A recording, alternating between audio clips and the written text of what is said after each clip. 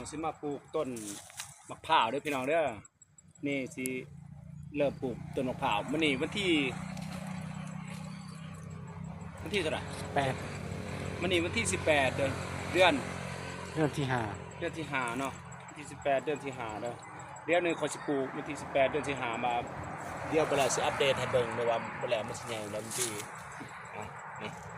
ที่18เด้อพี่น้องเด้อนี่ปลูกมะพร้าวเตี้ยเด้อพันธุ์เตี้ยเขาว่าก็ว่าจะปลูกให้มันเตี้ยๆเนาะเขาก็จะบอกให้เป็นเอียงๆแบบนี้พี่น้องบ่ให้ปลูกซื่อพี่น้องปลูกเอียงนั่นนี่เด้อผู้ใดอยากให้มันเตี้ยนะว่าอยากให้มะพร้าวเตี้ยเนาะจะปลูกแบบนี้เด้อเนาะนี่เอาจะปลูกนะเดี๋ยวเวลาสิมาอัปเดตให้เบิ่งเนาะพี่น้องเนาะนี่วิธีปลูกให้มันเตี้ยแบบนี้พี่น้องเพราะว่าปลูกทั้งหมดมื้อนี้ก็สิได้อยู่ประมาณ2-3 ต้นพี่น้องแล้วก็สิปลูกบ่สิไข่แล้วก็มี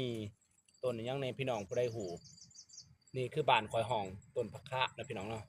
ต้นผักคะเด้อแต่ว่ากาละท้องถิ่นสิบ่ฮู้เนาะผู้ใดฮู้คอมเมนต์มาแน่เนาะซื้อมาแต่ตลาดพี่น้องมาปลูกผมบ่ได้สิอัปเดตให้เบิ่งเด้อพี่น้องเด้อเอาขอบใจพี่น้องนั่นแหละ